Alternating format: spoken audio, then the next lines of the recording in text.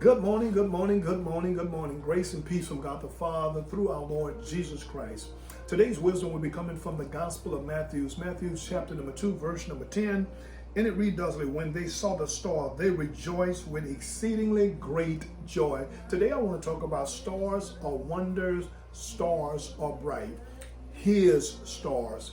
Um, Today, many people are in search for the right things. They're in search for the right car, the right house. They're in search for the right husband, the right wife, a right job. They're looking for the right thing, and many are frustrated because it seems as if they're never ever going to find what they're looking for. And many of them, when they find it, some of them are disappointed because what they thought was the right thing wasn't the right thing. And some people are fortunate to find the right thing. But whenever we are in search for the King of Kings and the Lord of Lords, God always provide a light that will lead to delight. Of course, these wise men who came from the east, who saw his star, as they said in verse 2, they saw his star. They came with one purpose. They came with the intent to worship the King of the Jews. Of course, all of Jerusalem, they're in an uproar, they're troubled. King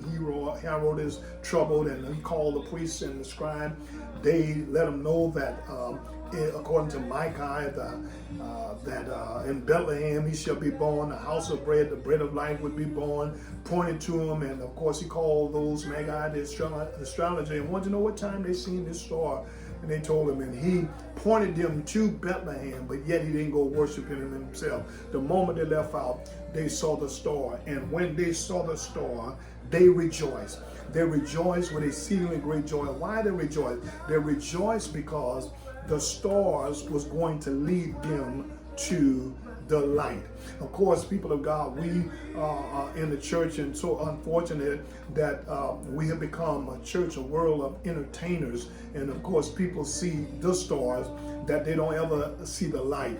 But God called us stars, and the only way we call us his star is because the star is supposed to lead to the light of the world, that is Jesus the Christ. The Apostle Paul, when he was in the church, speaking to the church of Corinthians, Paul says, I come to you and I determine to know anything among you say Jesus Christ and him crucified, in which you with weakness and fear and much trembling. He said, my speech and my preaching is not enticing word of man wisdom, but demonstration of spirit and in power, that your faith should not stand in the wisdom of me, but the power of God. Paul says, when I'm preaching to you, I don't want you to see me, I want you to see Jesus Christ. And that ought to be the aim for the church today. That ought to be the aim for Christmas, that we are his star, that leading to the light of the world. May God bless you real good.